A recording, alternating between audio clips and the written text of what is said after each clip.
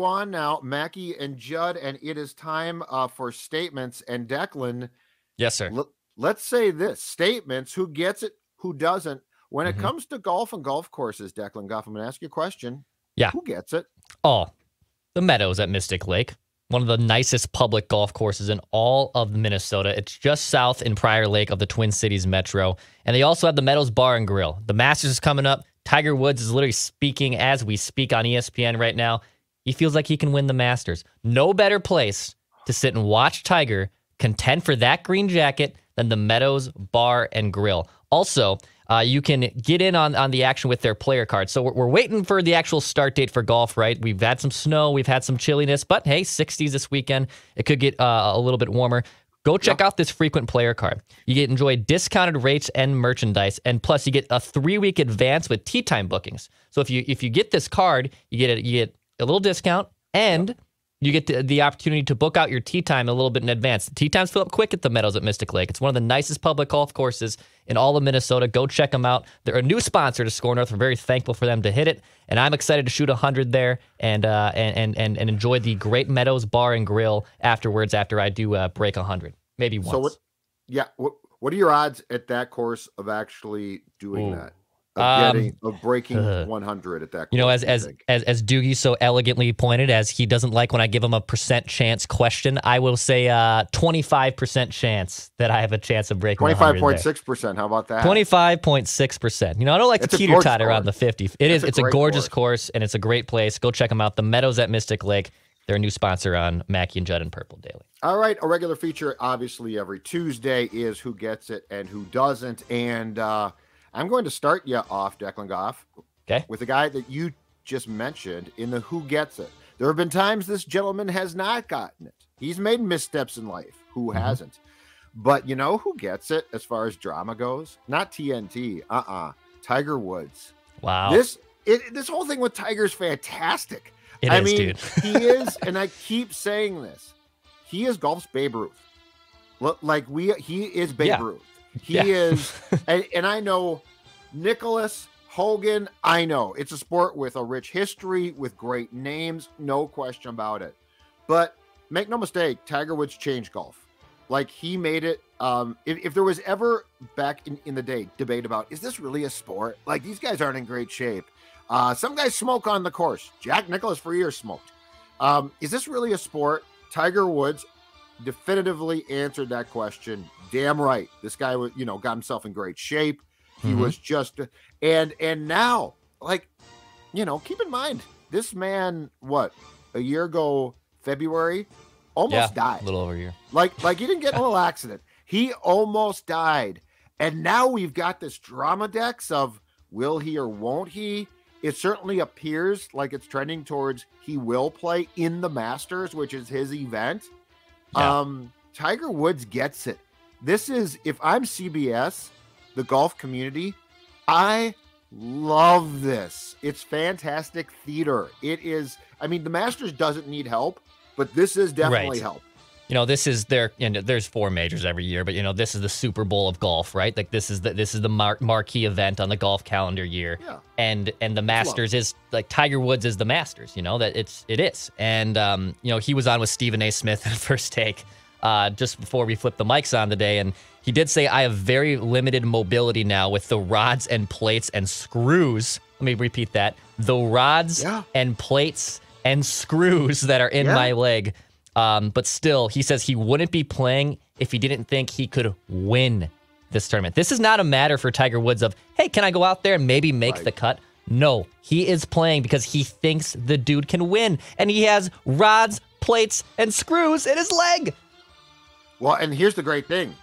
No matter what he does, if he plays, he can't lose. He can't lose because no one's going to say, well, that's a colossal. What's interesting is, think about this too. And Dex, I think this is how overall, not everyone, overall forgiving that we are, right? 10 years ago, this guy's name was awful. Tiger, a cheater, Denny's waitresses, low life. You look at where he is now and the forgiveness and the longing from probably more people your age through Phil's age, but still, that's a wide swath of people who are, are like, Tiger might play. This is great. Because, I mean, he was, to you guys, golf. Growing up, he was golf. His name was golf.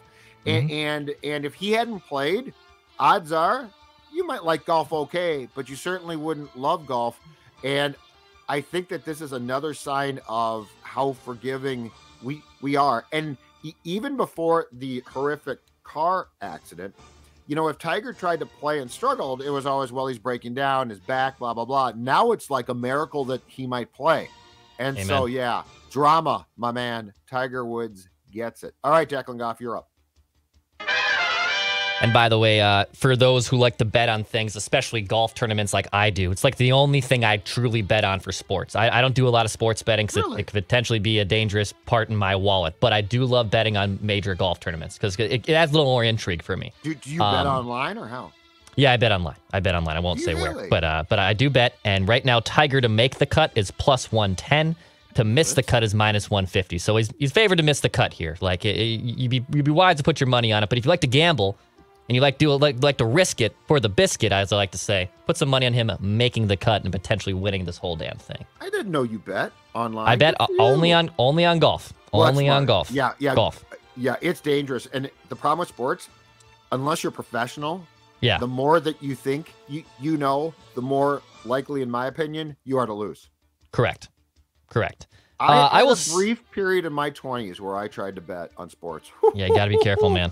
Gotta be careful. Boy, a lot of $20 bills lost on that. I'll kind of keep it on the same theme and who gets it here, Judd, on the Masters. And I will say it's the April sports calendar year here. Calendar month, I should say. So we just wrapped up, NCAA basketball tournaments, the men's and the women's. So we crowned 2 new national champions. WrestleMania was over the weekend. MLB opening day is this week. The Masters is this week.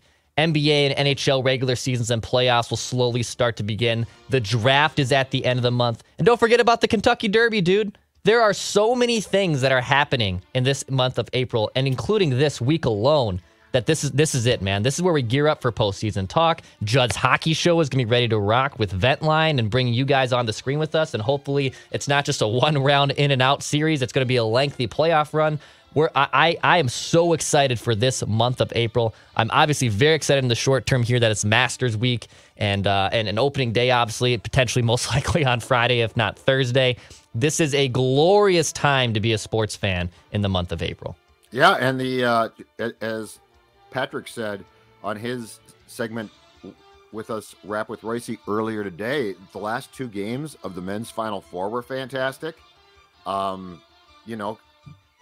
Kansas got by North Carolina. North Carolina choked, but still, good game. So yes, this is a fantastic month. March and April are so much fun. Oh yeah. I'm not positive that they're still my favorites, but they're up there. They are really good. I think pecking order wise for me, I would say October. I love October in sports season. At that point, the NFL football season is like a month in, and all the kinks are kind of starting to work out. NBA and NHL is coming back. It's World Series time, and then I would probably put March or April as second and third. I am far more excited for opening day of baseball these days in my life than the World Series. Oh yeah, the World Series doesn't really No, I get you there. It depends on the matchup, but it doesn't excite me. And games by that point are so damn long. Now football. Start of hockey, you're right about. Yeah. But opening day, I think I will go to my grave. No matter how upset I am at baseball, I will die loving opening day. I know it is. They've sort of screwed it up at times. That Sunday opener was one of the stupidest things I've ever seen. But I love opening day. I love the pomp and circumstance about and it's just the mystic, the intrigue of everyone starts the same and it's a new season, and then eventually baseball do something dumb to upset you, but that's neither here nor there. They'll put in some new verbiage that no one can understand. Competitive balance, B pick. I know what those are. I didn't know but that it's new that you can trade them and how they get included in trades now. Can you imagine if the National Football League said from now on, instead of draft picks, you can, trade those competitive balance picks we give you. It's like they don't even call them that. They're just draft picks. Just call them a damn draft pick. I got some chirpbacks. Well, NBA has the bird rights in contracts. Like, yeah, that's in contract talks. That isn't used in common sports language and in trades, dude. That's not the same thing. Oh, my God. Well, plus it's named the bird rights for Larry Bird. That's cool. Competitive balance. Balance B? Jackie Robinson draft. Yeah. What the hell is... I'm trading a Jackie Robinson pick. I'm trading a Babe Ruth pick. I'll actually embrace that idea. Like, the bird rights are cool. It's Larry bleeping Bird. Absolutely. All right. Sorry. All right. Who gets it? Who doesn't? I'm going to give you a who doesn't. But before I do that, I want to talk about our friends, another new sponsor here on the show. Mayo Clinic Square, across the street in Minneapolis from Target Center. You can now be seen by the experts at Mayo Clinic. Specialty clinics now open for men's health and urology, orthopedics, sports medicine, dermatology. That's right, a whole gamut of things. And you can be seen. It's close to the suburbs. Just go downtown. You can request an appointment, mayoclinic.org, mayoclinic.org. But again, our friends who treat the wolves can treat you as well. It's as simple as going to mayoclinic.org, scheduling an appointment, Mayo Clinic Square, across the street from Target Center. And of course, when you check in, tell them to help us out. SKOR North said to. Exactly right. mayoclinic.org. Who doesn't get it? Until they trade for another starting pitcher, the Minnesota Twins don't get it. Wow. Okay. Until they trade for, first of all, as we talked about on our bonus scoop with Doogie, when you sign Carlos Correa, I understand it's very expensive. And I understand that that's going to impact what type of salaries that you're going to take on. Now, I'm not saying that the Poleheads and Twins are out on salaries, but, I'm sure that there's a bottom line here that they examine and consider and look at, and that's fine. But Carlos Correa, the reality is he is signed for 1 year. Odds are, right now at least, he is not going to be here in 2023. So, as far as I'm concerned, Dex, the Twins for 2022, and this should be great fun. I mean, this caused you to buy season tickets. The Minnesota Twins are all in. Chris Archer, if you had acquired him in 2017, I'd be so excited right now. I'd be like, that is great. But the reality is he's aging. He's been hurt. There's no guarantees of the fact that he can give you a full season, because God knows in recent years he's not done that. So all of that being said, if it's not going to be Manaea, I think that you need to find a way to make a trade for a starting pitcher. And quite frankly, I don't care if he's got 3 years left, 2 years left, or 1 year left. You have made a commitment for 2022. That commitment now needs to extend to a starting rotation so that Sonny Gray, who I think is a fine 2 or 3, is not your definitive ace. Like we talked about for how long, Dex, going out and getting an ace when Barrios was here. Now, let's call a spade a spade. Jose Barrios is a better pitcher than Sonny Gray.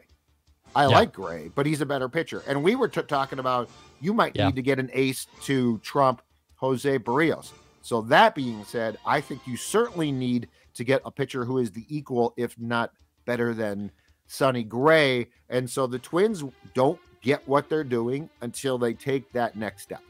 Yep, I agree with you. You know what? I'll continue the who doesn't get it trend also on the Twins.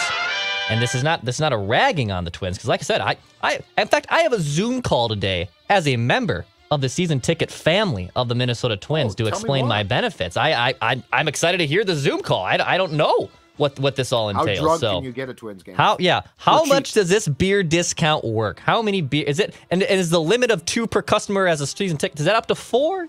How does this all work? These are all the questions I will have for my account representative on this Zoom call. You're spending big bucks. It is. I tweeted out because we just talked with Dukes about the Padres potentially needing an outfielder and then also having a surplus of starting pitchers. And on Sunday, I tweeted out because Bob Nightingale put out that the Padres are looking, now that they have a starting rotation settled, they could use an outfielder. And I tweeted out, well, how about a Max Kepler? And we briefly kicked around this idea with Mackie also earlier this week. And of course, I get pushback from Max Kepler, fan favorite, Max Kepler. Like, we love Max. Like, he's so great, and we can't trade a core player like this. Here's the deal, though, Minnesota sports fans. You have to give up something to get something great in return. And I'm with you. I like Max Kepler. You know what it reminds me of, Judd? You can't trade Nino Niederreiter. We love Nino Niederreiter. Now, the Wild screwed up that trade, and that's a discussion for a completely different day in different caves. But you have to give up something to get something good in return. And I wouldn't be surprised, and if they could find the right starting pitcher, and if that team came back and said, okay, if you're not going to give us a top 5 prospect, then we need something that's established and ready back in return. We want Max Kepler. And if the Twins say, but our fans love Max. No, that's not how that works with them. So if they have to give up a Max Kepler, Judd, to get the right starting pitcher in here, you got to do that. So I would just warn Twins fans that if you want to get this starting pitcher that you're awfully coveting, you're probably going to have to give up something that you know and you love. Well, and I got bad news. If you're a Kepler fan, Kepler's just the starting point. Like, if you're going to get a real starting pitcher, it's going to be Kepler and more. Yes. So, like you're going to have to give up Kepler and a prospect. I mean, you might even have to give up a compensatory third-round compensation of the compensation picks. I don't know. But, yeah, Kepler's a starting point there. And if Max Kepler was the price of business, where do I sign up? Yeah. He's a fine player, but he's inconsistent. 2019, from Kepler's standpoint, and heck, a lot of Twin standpoints, does not appear to be the norm. So, yeah, if I can get a starting pitcher and they call about Kepler, like Dex, so if the starting point for a reliable, solid starting pitcher, who in your opinion would put your rotation pretty much over the top for 2021, how many current names are off your list of, I won't talk about that player? I mean, if you call up and say, Miguel Sano's off to a good start, he can rake. I'm like, oh, okay, let's listen. Let's do this. Right. Max Kepler, let's listen. Buxton, no. See you later. So to answer your question of over the top, it would obviously have to be a pitcher that's like Frankie Montas is a nice pitcher. And I don't know if I would give up the farm to give him. I wouldn't give up. I'd have to be convinced to give up like Royce Lewis to get him. Like, I'm not opposed to it.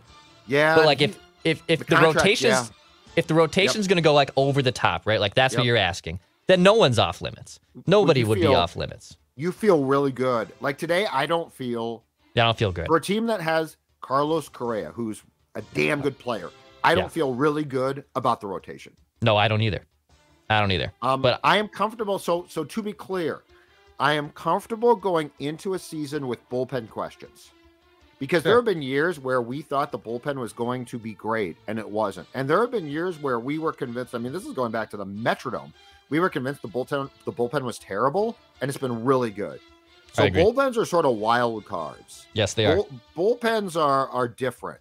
So like if you say it's opening day and I'm not super comfortable with the bullpen, I'm like, okay, cool. Let's sort of wait and see there. The rotation, I don't want to bleep with. I want to feel good about it. Mm-hmm. And right now I can't say I feel good. But if you call about Kepler or Sano, I mean, I'm not going to hang up the phone under any circumstance. And I would argue that the Twins should actually be aggressive. And the Sano thing that intrigues me is this. If he gets off to a good start and you can trade him, because I guarantee you he's going to get into the bad habits he always does. What? Alex Kirilloff is a better first baseman than outfielder. Mm-hmm. I would rather play him at first base. So if he's my first baseman, I'm cool with that. Gary Sanchez is not a good catcher. And let's stop with he can remake himself. He's tried. The Yankees hired the same catching coach that the Twins had because this guy was like Mr. Framing. And guess what? Gary Sanchez still's not a good defensive catcher, but he can rake. He can hit. Yeah. So he's a DH. So, like, you've got wiggle room here to talk about either current guys or prospects for a pitcher. And pitchers are weird too, Dex, because Montas might not be like the sexiest name, but he could be the exact type of guy that can help you a lot. I agree. So I'm with you on this, on Kepler. Yep. Let's not fall in love. Let's quit falling in love. Let's quit. You know, I will say one more who gets it right here. And it's our friends at Dennis Kirk, because it's riding season right now, Judd Zulgad. I like how you snuck that in. That's good. Spring is gearing up. It could be a Harley, right? It could be an Indian, a Metra Cruiser, a sport bike, or if you're like me, you want that sidecar. If you guys get a Dennis Kirk motorcycle and you purchase a sidecar, I want to ride with you. I am the perfect man. I have said this for the last year or so with Dennis Kirk being on board with Mackie and Judd and SKOR North. I am the perfect man for a sidecar motorcycle. Yeah, hit it. I am great for this. Sidecars look really cool. I would say if Judd Zulgad had subtracted 20 years and maybe he'd be interested in getting on a bicycle, Judd and I would be great as a tandem on a bike and me in the sidecar. Batman and Robin. Batman and Robin style, right? Because didn't they? It could work out really well. I think they had, of course, in addition to the Batmobile, didn't they have a cycle? Like a motorcycle thing? Batman has a motorcycle, yes. There wasn't a sidecar necessarily. There wasn't a sidecar. I thought there was for Robin. But there was a motorcycle for Batman. By the way, free shipping on orders over $89, free returns on helmet and apparel, and over 160,000 products in stock, and 0% financing for 12 months using Affirm. So, Dennis Kirk, they're a proud sponsor of SKOR North. Go check them out. It is riding season. Spring's around the corner. Thanks to them. I've got one more who gets it for you. All right. And I'm going to give a who gets it to a group of people. I don't think I have given a who gets it in about a year because they haven't deserved it till now. Major League Baseball teams. Wow. For calling off the clear collusion that was going on before this latest CBA was agreed to in suppressing the entry level players as far as their contracts went because of service time, right? I've got a list right here. Whenever the Twins opened the season Thursday or Friday against the M's at Target Field, Julio Rodriguez, one of the top prospects in baseball, number 3 by MLB.com, is going to open the season with the Mariners. The number 1 prospect from the same people, Bobby Witt Jr., third baseman with the Royals, is going to open the season with the Royals. And the number 4 prospect, another guy from the American League Central, Spencer Torkelson, first baseman. He's the number 4 prospect, is going to open the season with the Tigers. I love this. This is because it creates excitement. It creates a level of excitement. I want to see these guys play. I think this is fantastic. It's made no sense, and I know, and look, it was collusion. Flat out, teams were in agreement, of course they can't say this, that they were going to suppress service time. Well, clearly, at least for now, that's gone. I am among the things I think that are most exciting about the start of a new season in any sport is the rookie class, right? Like, we want to see these kids play. Yep. The opportunity clearly now exists in baseball where for the time being, we're going to see that, and we're not going to have to wait. It's not going to be Bobby Witt Jr. might be up by May 2nd, Declan, because they'll have suppressed his service time. Baseball does all of these and has done all of these foolish things that suppresses the most important thing, excitement. Yes. So baseball, MLB, congratulations. You are now allowing your best young talent to, wait for it, play in front of a multi-deck stadiums. I love it. That is my final who gets it. I thought that you would have a wild for sure. I didn't do a wild because I thought you'd have a wild. Well, I mean, look, we the goaltending tan has been great. Cam Talbot, Marc-Andre Fleury, I think 16 goals in the last 10 games. I mean, the goaltending's been phenomenal. So that's my brief little who gets it from him. Are you going to be available for a potential Judd's hockey show tonight after the Predators and Wild play on Tuesday? Well, we unfortunately, I think we have some housekeeping to take care of with other Mackie and Judd Purple daily related programming with Phil out of tow. All right. So, yep. I'm not sure if we're going to be able to squeeze in a Judd's hockey show this evening. Tell Mackie to stand aside. Tell Mackie. Yeah, that'd be great. Tell Mackie, get aside. You're working on our schedule. I've been waiting to tell him that for years, Judd. This is the damn Preds. All right, we are done. Appreciate you all, as always, who watch us, Mackie and Judd, Purple Daily, Judd's Hockey Show, runs the gamut of shows here at SKOR North. Back tomorrow. Write that down. Phil will be joining us with predictions. As Dex said, we are adjusting our schedule because write that down needs to include all of us, and it will include Phil. We will talk to you soon. Thank